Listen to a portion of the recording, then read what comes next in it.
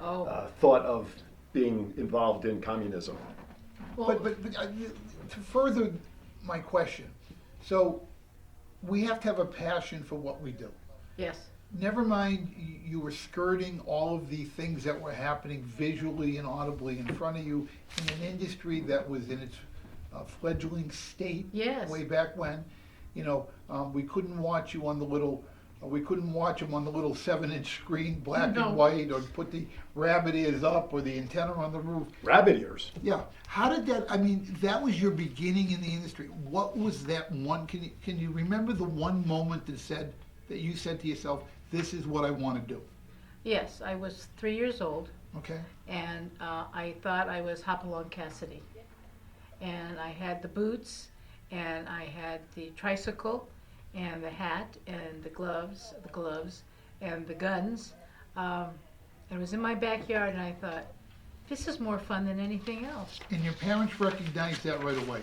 Oh yeah, they always Did were they right behind encourage- me. Yes, always. How did they encourage you to follow your passion into this? I mean, they were busy, obviously, making Yeah. a living, doing their trade, and now they've got this daughter that shows the same passion that they had, and you were the millennial back then to them. Yes. Where was the transition? Transition was, do you really want to do this? Because we'll give you every class you can take. Great. So at 4, I was doing tap, ballet, jazz, drama, fencing, whatever it was, I was doing those parts. And I loved it. It was wonderful. And I didn't see anything wrong with it. It was fun. Okay, so now you're doing the entertainment part of it. Yes. But you still had a fascination Yes. to get behind on the other side. How did that happen? That happened. I was the only child in my neighborhood. Everyone was old. So there were no kids. I was the only kid. And it was in a very separate neighborhood in Hollywood. As I said, I lived there 20 years. And so to entertain myself, my best friends were my 3 dogs. And then I put on shows. I put the sheet out underneath where you hung your clothes. On the old clothesline. And the old There you clothesline, go. I yes. remember those. And I produced shows at the age of 5, and Wow. I made people spend 2 cents to come in and see me You're put a very show on. entrepreneurial at an early I love age. it. I love it. That's great. So people had their lemonade stands, and you had your You had a live. production That's it. company. Exactly. My goodness.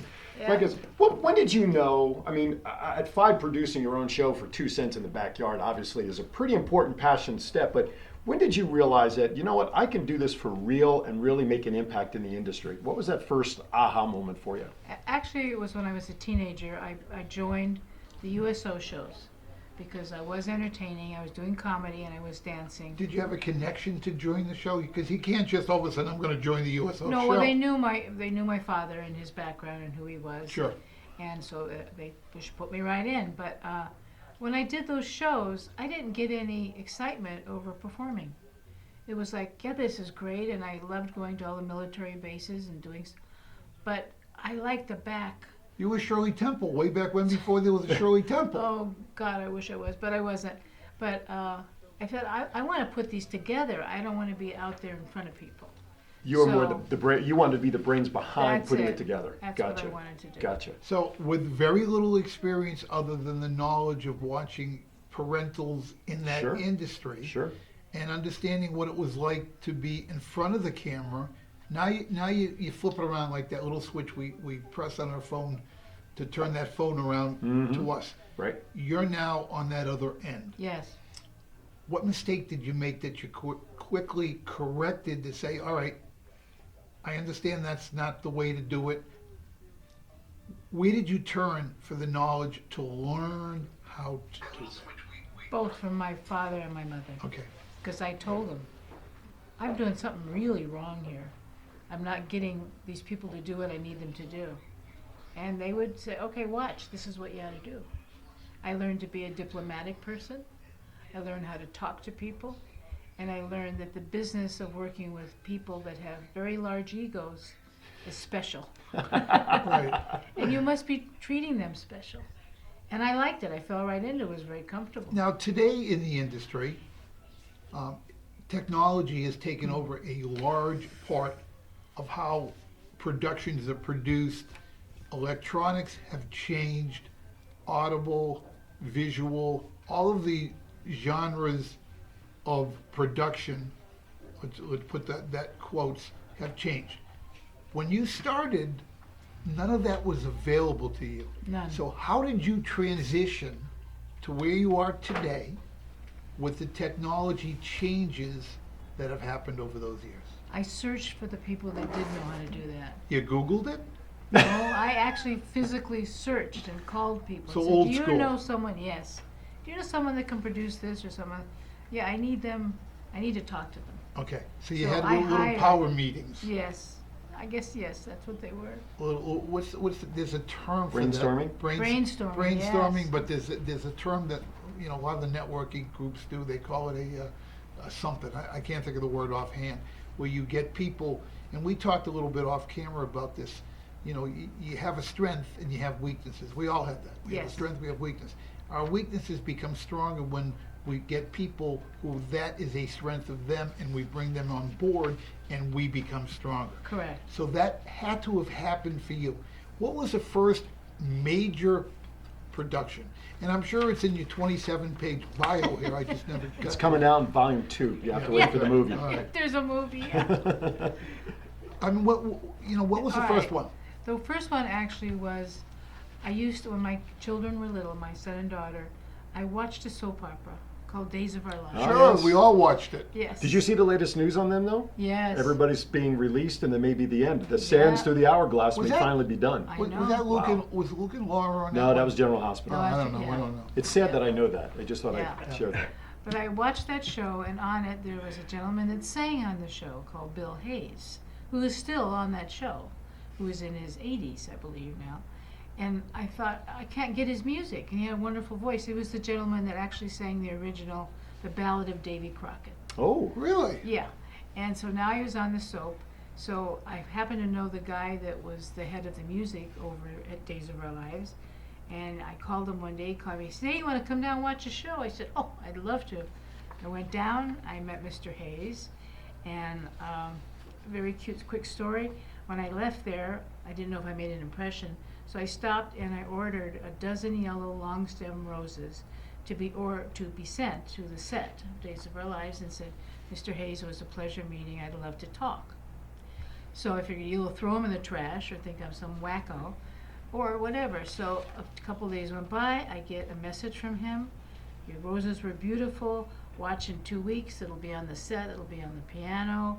And what do you want to talk to about? Call me." So I did. I met him. I said, "I'd like to produce an album for you." He goes, "No, I don't like the music industry. It's not been happy, but I love what I'm doing now." He said, "How long have you been in the music industry?" I said, "Never." He says, "Well, why would you do this?" I said, "Well, there's 11 million ladies watching you every week who will fall in love with you, but they can't get your music." See, now they would go, well, I did the demographics, and I did the Yes. analytics, and we did this, and this is why it would work. Not gonna work. It doesn't work that way. So he said, "Okay, I'll talk with you." And a year later, we were in the studio and produced the first album that no soap opera star had done before, and now it could be PR'd. Did you fund all of this yourself? I had one other partner. Yes, Okay. I was half of it. before we was go insane. on, let me just do a reset. I want to welcome everybody for watching Twin Brothers from Different Mothers today, coming to you from Portnoy Gallery in beautiful heart of Las Vegas. Just want to give you all a heads up that if the video stream is kind of broken and whatnot, that's because we're using the Wi-Fi on my phone today, as Portnoy Gallery is having some work done on their Wi-Fi equipment. So if it's a little choppy, I apologize, but rest assured, as we speak, we are currently being filmed by a second individual, and we'll have that video available as well to go with this. But we are visiting with basically someone who I would call a pioneer, really, in the entertainment industry with all that you have done and reached and touched. Is that fair? Yeah, living legend. Yeah, living legend is Temma Hammond. She's the president and CEO of WAWO.TV and the new network that'll be released in January 2020, which we'll talk about here in a second, GoldenNetwork.tv. So please reshare this feed back directly to your wall so all your friends and everybody can check us out. All right, I want to, you were in Hollywood for a number of years. You did your thing in Hollywood. That's where it started. Right. We're in Las Vegas. When did you get here? In 1992, a dear friend of mine who manufactured those big, giant lights for movie studios. Sure. The he spotlights? The big yes, spotlights? Yes, he manufactured from here, from Las Vegas. And he said, "Temma, you need to come up there. You know about studios. They don't have a studio where you could actually stay and film. This is amazing. This part of the story is crazy. So I said, well, I'll come up and look. And I came up and I met with different people here, even the Chamber of Commerce, and said what I'd like to do and my background. And they said, okay, we won't stop you. We want to help you, but we won't stop you. And so I moved here. And within a year and a half, I built the first film studio, full, that was like a Hollywood studio. Where'd you build? Where was it built? It was right off of Tropicana, and not too far from the MGM. Yeah, because the Trop didn't go up to Jones at that point. No, From no. Jones on, it was desert. Yeah, no, this was right close to the Strip. Okay. And I took a 5,000 square building, and I actually built the sound stage and designed it. And I mean, I didn't physically, I had someone do that for But me. okay, so now It's still there though, isn't it? Yes, it is. Right. It's still operating. so you've got this studio. How do you get the word out to the proper individuals that, hey, this is who I am, I've got a studio, we're producing this, we're interested in that. How do you come up with, this is all new to you, how do you come up with a fee structure? I mean, Well, how'd that being work? raised in Hollywood in their wonderful little paper called The Variety, Sure. I gave them a call and gave them a little information, and they put a very short article. I don't think it was more than 3 sentences. So you reached out to all your contacts, Uh-huh. put together this whole production. Yes. You did your own PR. Yeah. You did your own press release. You built the studio. You had connections in Hollywood. What was the first show? First show happened to be a little movie done by Martin Scorsese, Casino, and they came in. That's and, crazy. Are you Crazy. kidding me? No, I'm Crazy. not. Wait a minute. That's what I said. Are you kidding me? Hello, Martin. Is that true? Did you? Casino. Holy cow. You have Martin on your speed dial? I do. I need to watch this. I don't even. Hey, Marty! I'm on a first name basis with him now. But that's crazy. That's a crazy story. It was wonderful. Wow. He was wonderful. The crew and everyone, they came in, they built a couple sets in my studio, and he came in with Richard Richardson, who was his lighting camera guy, came in and tested everything, and then tested the sound, and they said, Mr. Scorsese said, "This is just like a Hollywood studio." I said, "Okay," and he Wow. said, "We're So good he to gave go." it. So he gave it the thumbs up. He did. You know, it's as you're sitting there, and I know you could probably give out a whole encyclopedia of names from the industry that you've touched. It's just crazy to think the history and embodiment that we have based here in Vegas, in terms of the entertainment capital of the world as we are known, and the small piece that you have brought in, starting with Casino and that studio, and how the industry has continued to flourish in this town, because now we have the the Nevada Filming Board or Yes. Commission. You have to get rights and approvals to film Yes. here and all of that. Somebody's Did you have to deal with that? Ugh. Did you have to deal with that I when I was here? introduced myself to them, let them know who I was, and I have been checked so many times and fingerprinted, I can't even tell you. 'Cause Do you have any Nevada does fingerprints that. left after all of that? It's pretty all much worn off. gone. But they just kept checking me out in my background. And since I've never even have a ticket for driving, I'm pretty clean. And my kids make So fun of me because I said, I've never even been drunk, and I was born and raised in Hollywood, so Wow. I'm a real teetotaler. That's an accomplishment. I'm still sitting here like in amazement when you brought up Casino. Casino as the first thing that was really produced, or somebody came in and said, well, you've got this Hollywood studio in Las Vegas. Now what's starting to happen here, because Las Vegas is growing at 2.3 million, they're saying when the Raiders get here it'll be 2.5 Sure. or better, and drive around, you see more California license plates. We're turning into California here. That's in because Las all the Vegas. rental cars come in from California. Yes. Nobody takes them back with them. That's true. Right, yeah, they leave them all at the I rental mean, cars. Do you see, with your background and your expertise in the industry, that there'll be more and more filming of major productions here in the industry? in I Las believe Vegas? so. I Yeah. believe so. And yeah. you started this all off. You were the first. Pretty much. That's what I'm saying. We have history here. The living legend, like you said. It's unbelievable. Yeah. Unbelievable. All right, listen, I hate to say this, but we're in our last 20 minutes or so, I want to make sure we get into what your new project is. Yes, please. And that is the, please. So it's called GoldenNetwork.tv, and it's a division. Now, so what does WAMU stand for again? WAWO? It's with arms wide open. There you go, with That's arms our wide open operation. .tv. So your mission statement for GoldenNetwork.tv is as follows. Our focus is to bring entertainment to the senior community by providing a wide variety of interesting content from senior lifestyles, which includes educational, humor, travel, health, science, documentaries, and adventure, all brought to them by a user-friendly method to connect to our network via streaming over the internet. Our global streaming network focuses on the 50 or better population along with their families and friends. I mean, that's a pretty specific mission statement in terms of the market that you're interested in producing for. Why did you target the 50 and over part of our society? Well, I was here the first time in the 90s for almost 10 years. Then the crash happened. And I didn't own the building that I built the studio in. And it was sold.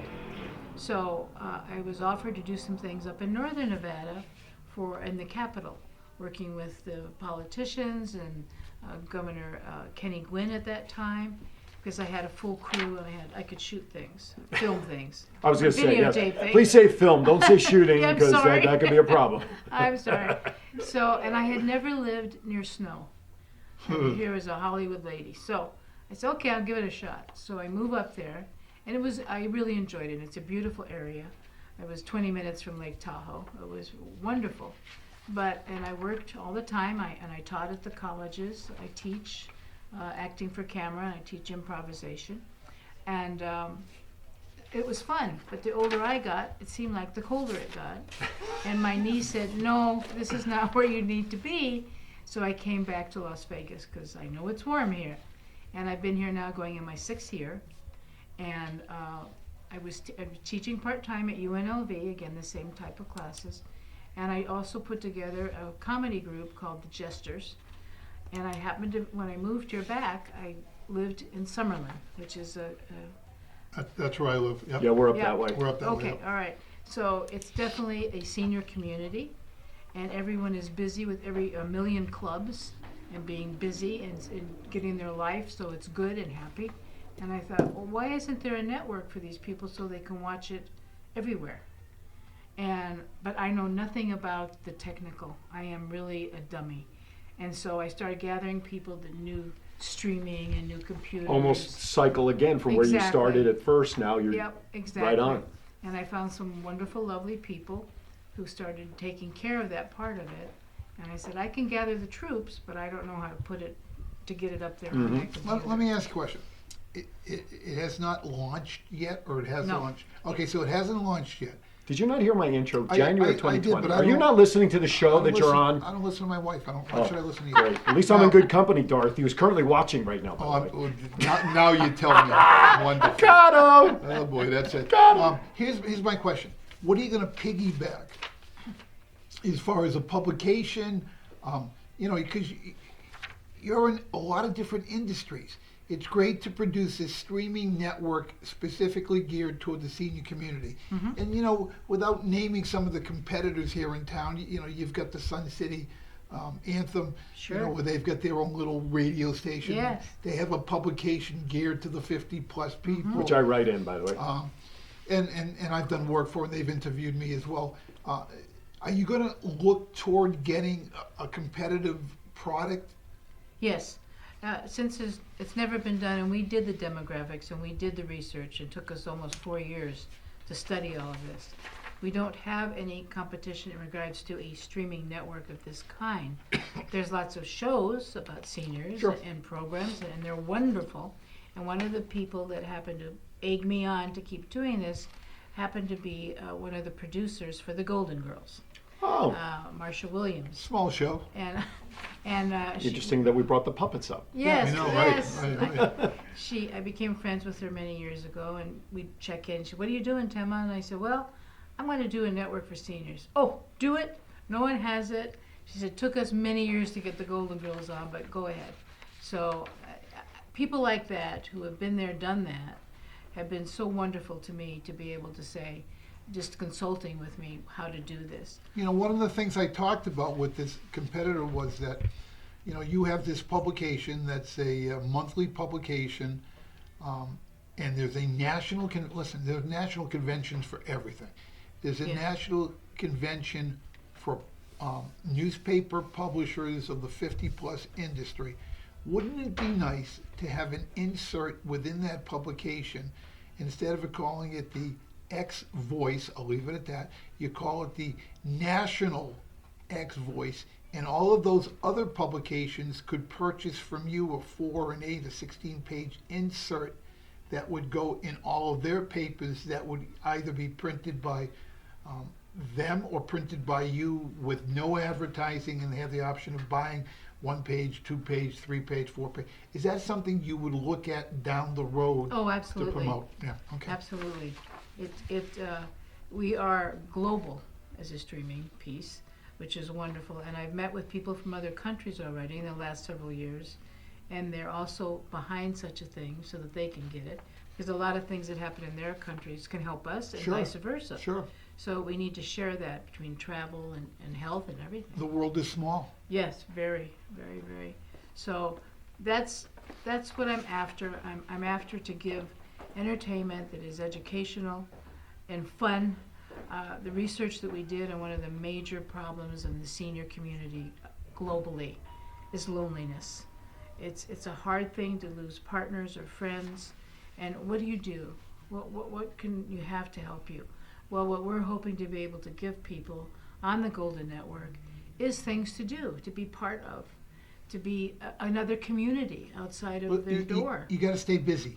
Absolutely. You know, that's the key. It's You a gotta must. stay, it's a must. You Yes. know what people say, you're retired. You never should retire. No. And if you retire, go towards your passion. What have been your passions your whole life?